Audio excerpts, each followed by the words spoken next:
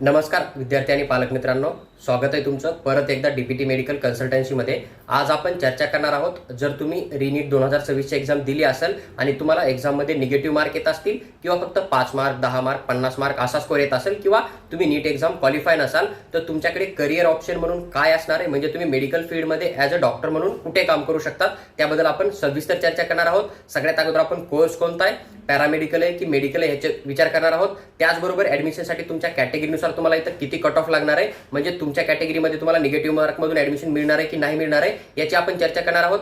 त्याचबरोबर जर तुम्हाला निगेटिव्ह मार्कमधून किंवा 5-10 मार्कावर सीट अलॉटमेंट झालं तर तुम्हाला फीस किती द्यावी लागणार आहे, डोनेशन द्यावं लागणार आहे की कॅटेगरीची फीस द्यावी लागणार आहे किंवा मग तुम्हाला ओपन कॅटेगरीची फीस द्यावी लागणार आहे, याची सविस्तर माहिती मी या व्हिडिओमध्ये तुमच्याबरोबर शेअर करणार आहे। तुम्ही पूर्ण व्हिडिओ बघा, तुमचे 100% डाऊट क्लिअर होऊन जातील। आणि जरी तुमचा एखादा डाऊट शिल्लक असेल तरी तुम्ही कमेंटमध्ये कमेंट करा, मी त्याचा रिप्लाय करून तो सॉल्व्ह करण्याचा नक्की प्रयत्न करेल। सगळ्यात अगोदर आपण कोर्सबद्दल चर्चा करूया।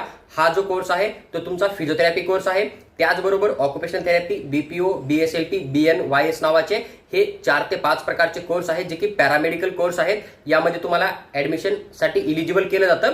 जरी तुम्हाला निगेटिव्ह मार्क असतील, 10 मार्क असतील, 15 मार्क असतील, तरी ही गोष्ट लक्षात ठेवा, कोणत्याही कॅटेगरीसाठी कोणताही क्वालिफाईड स्कोर रिक्वायर्ड नाही, हे तुम्हाला समजून घेणं आहे। आता इथून जर तुम्हाला कट ऑफचा विचार करणं असेल तर लक्षात ठेवा, कोणतीही कॅटेगरी असो तुमची, तुम्हाला 5 मार्क असतील, 10 मार्क असतील किंवा निगेटिव्ह 10 मार्क असतील, निगेटिव्ह 50 मार्क असतील, तरी पण तुम्हाला कोणत्याही कॅटेगरीमधून राज्यामध्ये जेवढ्या कॅटेगरी, ओपन कॅटेगरी असेल, ओबीसी कॅटेगरी असेल, व्हीजा असेल, एनटीबी, एनटीसी, एनटीडी असेल, एससी एसटी असेल किंवा स्पेशल बॅकवर्ड क्लासेस असेल, कोणतीही कॅटेगरी असो, तुम्हाला 100% कॅप राऊंड मधून फर्स्ट राऊंड पर्यंत ते 4th राऊंड पर्यंत सीट अलॉटमेंट होणार आहे, ही गोष्ट लक्षात ठेवा।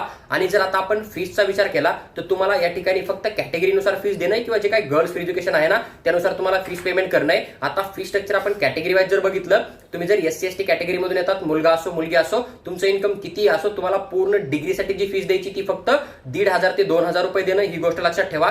त्यानंतर जर आपण व्हीजे, एनटीबी, एनटीसी, एनटीडी कॅटेगरीचा विचार केला, मुलगा असो मुलगी असो, तुमचं इन्कम रूलमध्ये येत आहे, तर त्या कंडिशनमध्ये तुम्हाला फक्त 10% फीस देणं आहे। म्हणजे एखाद्या कॉलेजची फीस जर 1 लाख असेल तर तुम्हाला त्या ठिकाणी फक्त आणि फक्त 10,000 रुपये एका वर्षाची फीस देणं आहे, ही गोष्ट लक्षात ठेवा। आता आपण थर्ड कॅटेगरीचा विचार केला, जसं की कोणी ओबीसी कॅटेगरीमधून येतंय, एसीबीसी कॅटेगरीमधून येतंय, ईडब्ल्यूएस कॅटेगरीमधून येतंय किंवा ओपन कॅटेगरीमधून येतंय आणि तुमचं इन्कम जर रूलमध्ये असेल आणि तुम्ही जर गर्ल स्टुडंट असाल तर त्या कंडिशनमध्ये तुम्हाला फक्त 10% फीस देणं आहे। सेम जर 1 लाख फीस असेल तर 10,000 रुपये तुम्हाला पर इयर त्या ठिकाणी फीस द्यावी लागणार आहे।